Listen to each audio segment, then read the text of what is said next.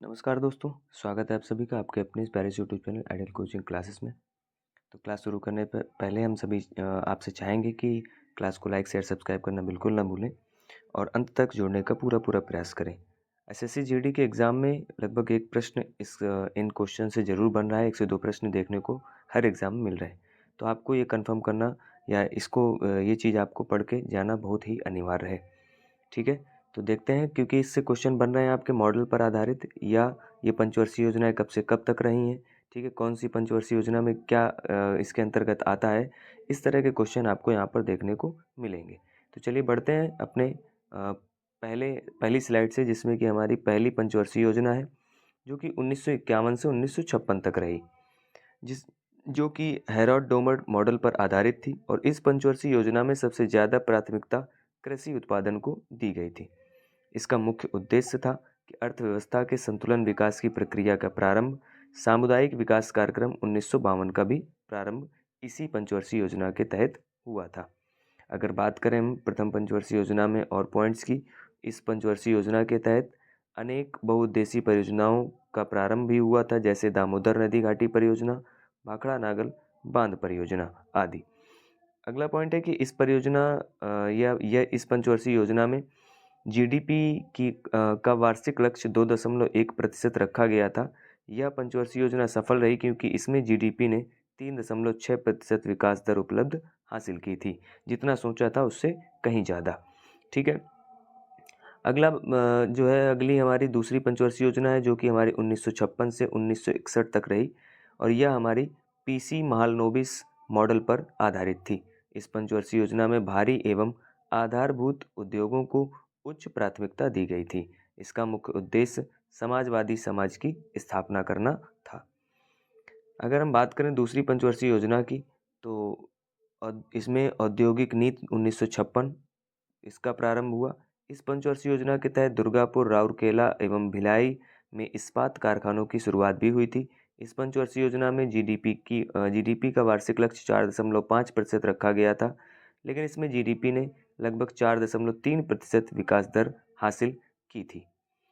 Next अगर हम ध्यान दें तो अगली पंचवर्षीय योजना है जो कि हमारी तीसरी पंचवर्षीय योजना है, 1961 से 1960 तक रही। ठीक है, सॉरी 1966 तक रही। यहाँ पे थोड़ा सा दिखा नहीं हमको, बाद में रियलाइज़ हुआ कि 61 से 60 यानी उल्टा हो जा रहा था।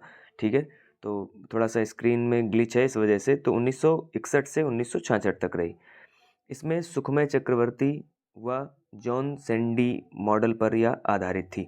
अगर बात करें इस पंचवर्षीय योजना की, तो इसमें कृषि उद्योग दोनों को, कृषि एवं उद्योग, ठीक है ना, यानी दोनों को प्राथमिकता दी गई थी। इसका मुख्य उद्देश्य था अर्थव्यवस्था को आत्मनिर्भर बनाना एवं इसे स्वतः स्फूर्त अवस्था में पहुंचाना। नेक्स्ट अगर हम बात करें तीसरी पंचवर्षीय योजना की, तो सर्वाधिक असफल पंचवर्षीय योजना थी यह। सबसे ज़्यादा बेकार मतलब मान सकते हैं। इस योजना के असफल होने का प्रमुख कारण था भारत चीन युद्ध जो कि 1962 में हुआ था और भारत पाकिस्तान युद्ध जो कि 1965 में हुआ था। वर्ष 1965 ईस्वी में भारतीय खाद्य निगम की भी स्थापना की गई थी, वो भी इसी पंचवर्षीय योजना के अंतर्गत। इस पंचवर्षीय योजना के दौरान 1964 में बोकारो यानी झारखंड में एक इस्पात कारखाने की शुरुआत पूर्व सोवियत संघ के सहयोग से हुई थी। इस पंचवर्षीय योजना में जीडीपी का वार्षिक लक्ष्य 5.6% रखा गया था। यह पंचवर्षीय योजना असफल रही क्योंकि इसमें जीडीपी ने केवल 2.8% विकास दर ही हासिल की थी। और 1966 से 1969 तक हमारा क्या रहा, योजना अवकाश रहा। इसमें कोई पंचवर्षीय योजना नहीं थी और इस अवधि में 3 प्रमुख वार्षिक योजनाएं 1966 से 67, 67 से 68 और 68 से 69 तैयार की गई थी। इस अवधि में कृषि क्षेत्र को काफ़ी प्राथमिकता दी गई थी। भारत में हरित क्रांति 1966 से 67 का प्रारंभ हुआ। नेक्स्ट अगर हम बात करें अशोक चौथी पंचवर्षीय योजना 1969 से 1974 तक रही और ये अशोक रुद्र एवं एलन मात्रे मॉडल पर आधारित है। इसका मुख्य उद्देश्य था स्थिरता के साथ आर्थिक विकास एवं आत्मनिर्भरता की प्राप्ति। इस योजना की असफलता के प्रमुख कारण भारत पाकिस्तान युद्ध 1971 एवं बांग्लादेशी शरणार्थियों का आगमन भी था। चौथी पंचवर्षीय योजना की अगर हम आगे बात करें तो 14 बैंकों का राष्ट्रीयकरण हुआ था 19 जुलाई 1969 को। इस पंचवर्षीय में जीडीपी का वार्षिक लक्ष्य 5.7 रखा गया था और यह पंचवर्षीय योजना असफल रही क्योंकि जो जीडीपी है वो 3.3% विकास दर हासिल कर सकी। अगली है हमारी 5वीं पंचवर्षीय योजना, जो कि 1974 से 1978 के बीच रही। डीपी धर मॉडल पर आधारित थी। इसका उद्देश्य था गरीबी उन्मूलन। 20 सूत्री कार्यक्रम 1975 का प्रारंभ हुआ। इसी पंचवर्षीय योजना के अंतर्गत आपातकाल लागू हुआ। इसी पंचवर्षीय की योजना के अंतर्गत यानी 1975 में। वर्ष 1975 में क्षेत्रीय ग्रामीण बैंक की स्थापना भी हुई। न्यूनतम आवश्यकता कार्यक्रम का प्रारंभ हुआ। काम के बदले अनाज योजना का प्रारंभ भी हुआ। इंदिरा गांधी ने गरीबी हटाओ का नारा भी इसी पंचवर्षीय योजना के अंतर्गत दिया। आपसे क्वेश्चन बन सकता है कि गरीबी हटाओ का नारा इंदिरा गांधी जी ने किस पंचवर्षीय योजना में दिया था, तो कहेंगे हम 5वीं पंचवर्षीय योजना। यह योजना केवल 4 वर्ष चली। वर्ष 1978 में इस योजना को जनता पार्टी सरकार ने इसके कार्यकाल पूर्ण होने से 1 वर्ष पूर्व ही समाप्त कर दिया था। इस पंचवर्षीय योजना में जीडीपी का वार्षिक लक्ष्य 4.4 रखा गया था, लेकिन इसमें 4.8% विकास दर की उपलब्धि हासिल की गई थी। नेक्स्ट अगर हम बात करें, अनवरत योजना रोलिंग जो है प्लान 1978 से 1980 तक रहा। अनवरत योजना रूलिंग प्लान मोरारजी देसाई के नेतृत्व में जनता पार्टी सरकार के द्वारा समर्पित किया गया था। भारत में अनवरत योजना रोलिंग प्लान लागू करवाने का श्रेय प्रोफेसर लकड़वाला को जाता है। अनवरत योजना रोलिंग प्लान की अवधारणा गुन्नार मेडन की प्रसिद्ध पुस्तक एशियन ड्रामा से ली गई है। वर्ष 1980 में इंदिरा गांधी के नेतृत्व वाली कांग्रेस सरकार ने इसको समाप्त कर दिया था। लागू किसने किया था, तो मोरारजी देसाई के नेतृत्व वाली जनता पार्टी सरकार ने। समाप्त किसने किया था, तो इंदिरा गांधी ने। छठी पंचवर्षीय योजना 1980 से 1985 तक रही। आगत निर्गत मॉडल पर आधारित थी। मुख्य उद्देश्य था गरीबी उन्मूलन और रोजगार में वृद्धि करना। राष्ट्रीय ग्रामीण रोजगार कार्यक्रम का प्रारंभ भी इसी पंचवर्षीय योजना में हुआ। एकीकृत ग्रामीण विकास कार्यक्रम का प्रारंभ भी इसी पंचवर्षीय योजना में हुआ। 6 बैंकों का राष्ट्रीयकरण हुआ 15 अप्रैल 1980 यानी इसी योजना के अंतर्गत। और वर्ष 1982 में राष्ट्रीय कृषि एवं ग्रामीण विकास बैंक नाबार्ड की स्थापना भी हुई। इस पंचवर्षीय योजना में जीडीपी का वार्षिक लक्ष्य 5.2% रखा गया था, जबकि जीडीपी ने लगभग 5.7% विकास दर की उपलब्धि हासिल की थी।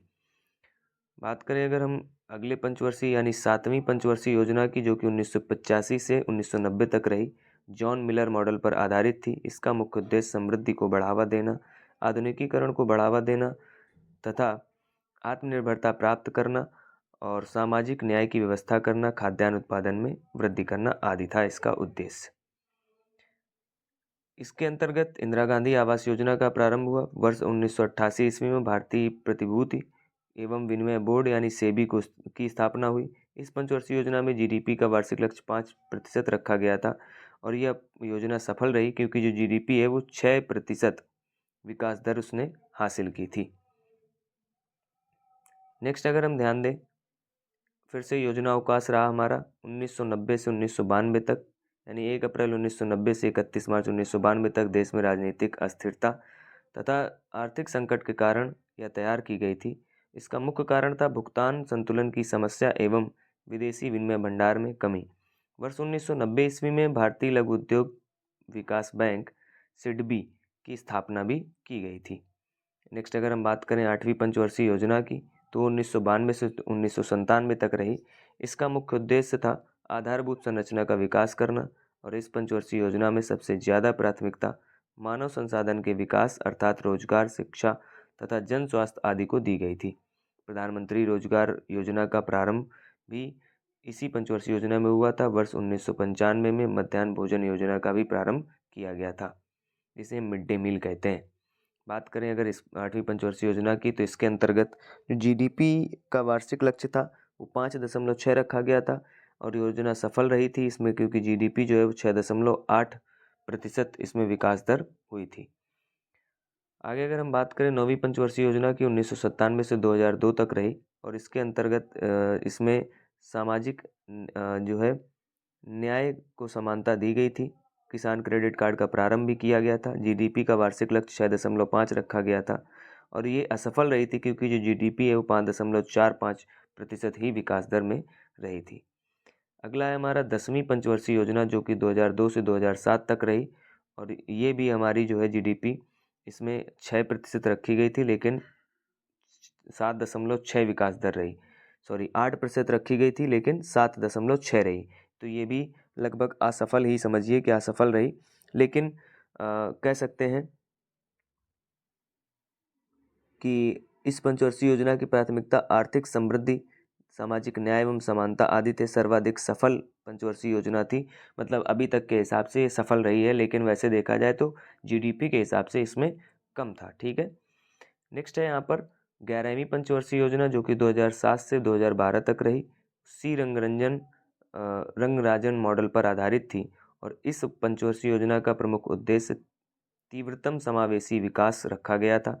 इस योजना के तहत सर्वाधिक व्यय सामाजिक सेवा पर किया गया था।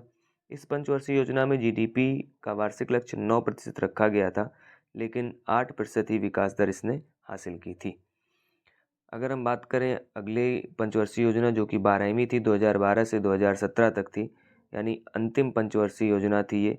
और इस पंचवर्षीय योजना का प्रमुख उद्देश्य तीव्र, अधिक समावेशी तथा धारणीय विकास रखा गया था। इस पंचवर्षीय योजना में भी सबसे ज़्यादा धनराशि सामाजिक सेवाओं की मद में विनिहित की गई थी। ठीक है, तो ये हमारे पंचवर्षीय योजनाएं थी, इनको पढ़ के जरूर जाएं। मिलते हैं नेक्स्ट क्लास में, तब तक के लिए सभी को धन्यवाद। जय हिंद, जय भारत। लाइक शेयर सब्सक्राइब करना बिल्कुल ना भूलें अगर क्लास अच्छी लगी हो तो। Thank you so much.